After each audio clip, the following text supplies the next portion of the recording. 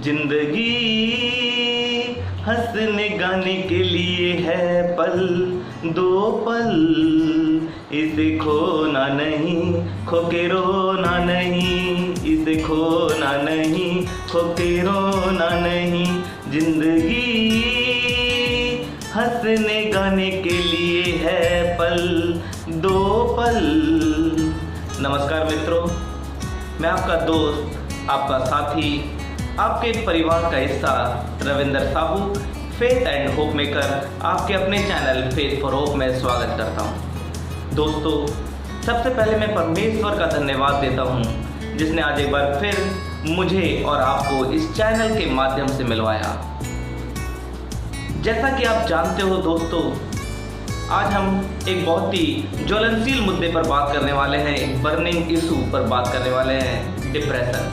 आप जानते हैं, एक बहुत ही बड़े सेलिब्रिटी ने कुछ ही दिनों पहले सुसाइड किया, सुशांत सिंह राजपूत।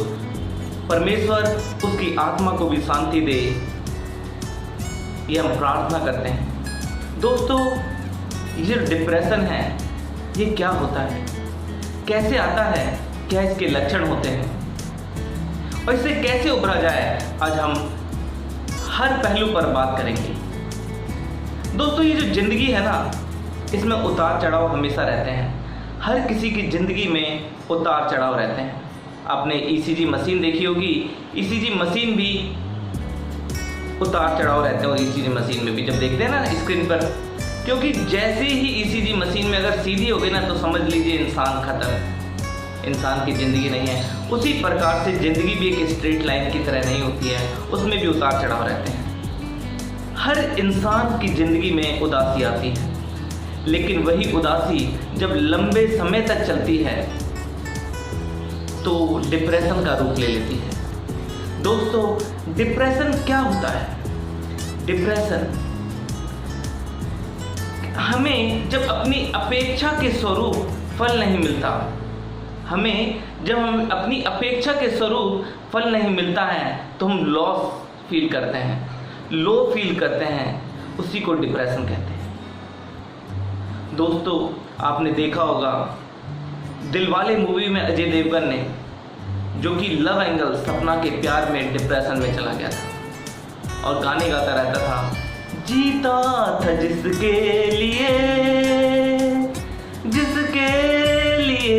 मरता था, एक ऐसी लड़की थी जिसे मैं प्यार करता था। हाँ मेरे मित्रों, वो डिप्रेशन में चला गया था। एक कारण डिप्रेशन का लव एंगल, लव लाइफ में कन्फ्लिक्ट भी रहता है। मेरे मित्रों, डिप्रेशन एक तो लव एंगल की तरफ से आता है, जब लव लाइफ में कन्फ्लिक्ट रहता है तो डिप्रेशन आता है। दूसरा, जब फैमिली में कन्फ्लिक्ट रहता है, आपके अपने पेरेंट्स से, एक पति का अपनी पत्नी से या पत्नी का पति के साथ जब झगड़ा होता है, या गर्लफ्रेंड बॉयफ्रेंड, इस तरह की चीज़ें होती हैं तो डिप्रेशन का रूप ले लेते हैं। वो अपने दिल पे लगा बैठते हैं। या जब आप किसी एग्ज़ाम में फेल हो जाते हैं तो डिप्रेशन आता है। क्यों? क्योंकि आपको लगता है कि अब लोग क्या कहेंगे। मैंने अक्सर देखा है, कई मेरे मित्र थे, कई उनके जानकार थे, जो कि आईटी जैसे एग्ज़ाम में जब वो पास नहीं हो पाए तो एक ट्रेन से के नीचे आकर इतने डिप्रेस हो गए कि ट्रेन के नीचे आकर उन्होंने अपनी जान दे दी। मेरे मित्रों, बहुत दुख होता है, उनके पेरेंट्स को, उनके रिश्तेदारों को बहुत दुख होता है। हाँ मेरे मित्रों, ऐसा कोई भी कदम ना उठाएं जिससे आपके रिश्तेदार, आपके पेरेंट्स को दुख पहुँचे, आपके मित्रों को दुख पहुँचे। मेरे दोस्त, डिप्रेशन में ना आए, क्योंकि ज़िंदगी इससे बहुत आगे है। आप आईआईटी नहीं कर पाए, आईएएस नहीं बन पाए तो ज़िंदगी वहीं रुकती नहीं है। हो सकता है परमेश्वर ने आपके लिए इससे भी बड़ी मुकाम रखा हो, आपको इससे भी तगड़ी ब्लेसिंग्स दी हो। क्या धीरू भाई अंबानी आईटीएन थे?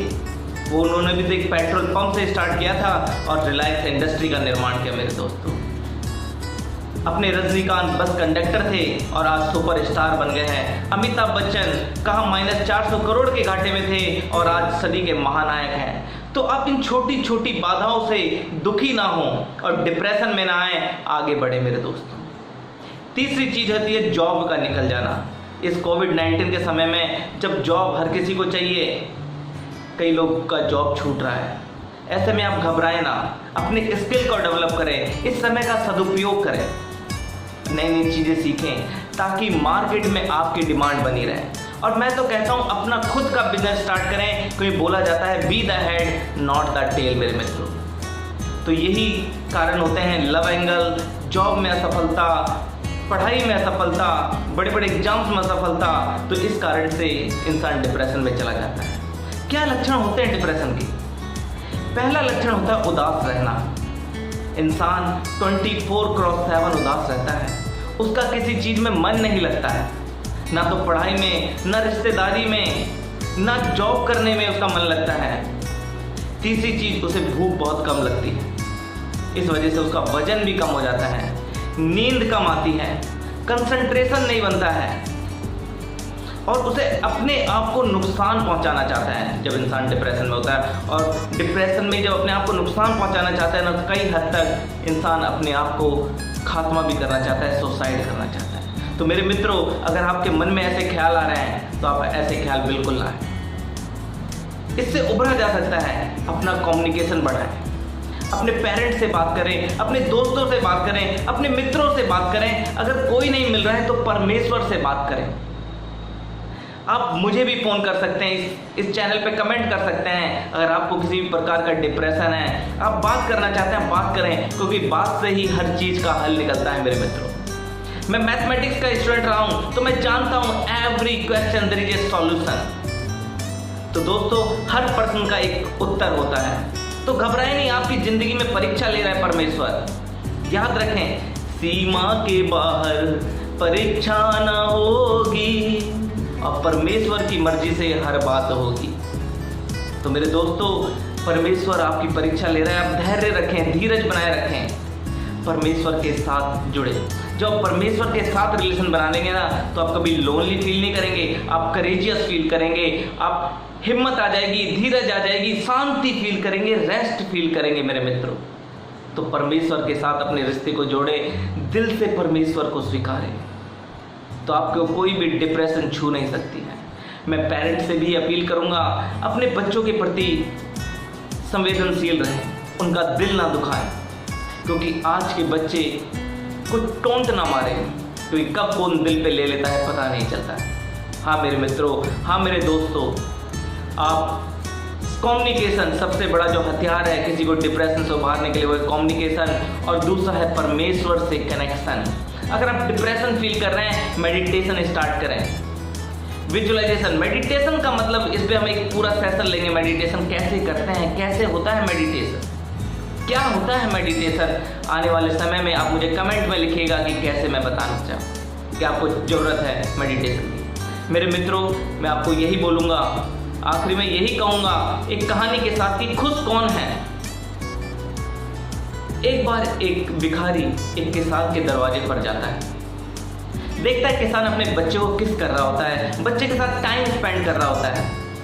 भिखारी सोचता है किसान कितना खुश नसीब है, कितना खुश अपनी फैमिली के साथ टाइम स्पेंड कर रहा है। वो खटखटाता तक नहीं है ताकि डिस्टर्बेंस ना हो। फिर जैसे ही थोड़ी देर बाद वो खटखटाता है, उसकी पत्नी जब आती है भिखारी को खाना देती है। भिखारी यही सोचते हुए जाता है, यार कितना खुश नसीब है ये किसान। जैसे ही भिखारी वहाँ से चला जाता है तो किसान को चिंता होती है अपनी खेती बाड़ी की। किसान सोचता है पैसे नहीं हैं, खेती कैसे करेंगे। तो उसकी पत्नी बोलती है जाके साहूकार से कुछ पैसे उधार ले लीजिए। किसान सोचता है ठीक है। किसान साहूकार के पास जाता है, गांव का एक छोटा सा साहूकार होता है, उसके पास जाता है कि मुझे 1000 रुपये उधार दे दीजिए, खेती करनी है। साहूकार बोलता है ठीक है ले लो। और वो देखता है साहूकार हजारों का हिसाब कर रहा होता है, 10,000 15,000 उसके गले में पड़े होते हैं। किसान सोचते हैं यार ये कितना खुश आदमी है, मैं यहाँ 1000 रुपये के लिए तरस रहा हूँ, इसके पास तो हजारों रुपए हैं। उस साहूकार की छोटी सी कपड़े की दुकान थी। उस कपड़े की दुकान चलाने के लिए कपड़ा शहर से लेने जाता था। तो वो साहूकार कपड़ा लेने जाता है शहर में, तो देखता है वहाँ का जो बड़ा साहूकार है, जो बड़ा बिजनेसमैन है, वो लाखों का बिजनेस कर रहा है। दिल्ली से लाखों का मुनाफा हो रहा है, बंगाल से लाखों का मुनाफा हो रहा है, बेंगलोर से लाखों का मुनाफा हो रहा है। वो देख के कहता है ये है सबसे खुश आदमी, मेरे को देखो हजारों में खेलता हूँ और ये देखो लाखों में खेल रहा है। सबसे खुशी आदमी यही है। वो वहाँ से चला जाता है जब तक एक तार आता है बड़े शहर वाले व्यापारी के पास, साहूकार के पास, और उसे पता चलता है 5 लाख का नुकसान हो गया। वो उसी सोच में पड़ जाता है, अरे यार 5 लाख का नुकसान हो गया। यही सोच ही रहा होता है कि उसका नौकर आता है कि कहता है, सर जी आज राय साहब के यहाँ पार्टी है, तैयार हो जाइए, मैंने गाड़ी लगा दी है। वो कहता है ठीक है। वो तैयार हो जाता है, ये सोच ही रहा होता है कि नुकसान हो गया। कहता है चलो कोई बात नहीं। पार्टी में जाता है तो उस दुकानदार जो साहूकार होता है, बड़ा साहूकार, उसे कोई नहीं पूछ रहा होता है। कोई पार्टी में मंत्री, कमिश्नर, डिप्टी कमिश्नर, IAS, बड़े बड़े लोग आए होते हैं। कहता है ये राय साहब हैं, ये कितना खुशनसीब आदमी है राय साहब, यार इसकी पार्टी में कौन कौन आता है और एक मैं हूँ, ये इस शहर का सबसे अमीर आदमी, कितना खुशनसीब आदमी है। पार्टी खत्म हो जाती है, राय साहब अपने रूम में जाते हैं, उनकी थोड़ी तबीयत खराब हो जाती है। इतनी देर में राय साहब के पास भी एक मैसेज आता है कि 10 लाख रुपए का नुकसान हो गया। राय साहब सोच में पड़ जाता है, कहते हैं यार 10 लाख का नुकसान हो गया, साला कितना दिक्कत है, ये नुकसान कर गया और यहाँ पार्टी देनी पड़ती है अलग से। इतनी देर में राय साहब देखता है नीचे एक भिखारी गाना गुनगुनाते हुए जा रहा होता है, जिंदगी हंसने गाने के लिए है पल दो पल। राय साहब बोलते हैं ये कितना खुशनसीब भिखारी है, कोई टेंशन नहीं, कुछ नहीं, और इत्मीनान से जा रहा है। तो दोस्तों हर कोई एक दूसरे को खुश देखता है, लेकिन अपने आप में नहीं देखता है। मेरे दोस्तों खुशी कहीं बाहर नहीं, आपके अपने अंदर है। जॉय बोलते हैं ना, happiness depends on happening and joy come from the heart and our God is the joy, is the God of joy. हाँ मेरे मित्रों, जो जॉय है वो परमेश्वर की तरफ से आता है। आप अंदर से खुश रहें, यही मैं प्रार्थना करता हूँ, और परमेश्वर आप सबको आशीषित करे और आप दूसरों के लिए भी आशीष का कारण बने। धन्यवाद।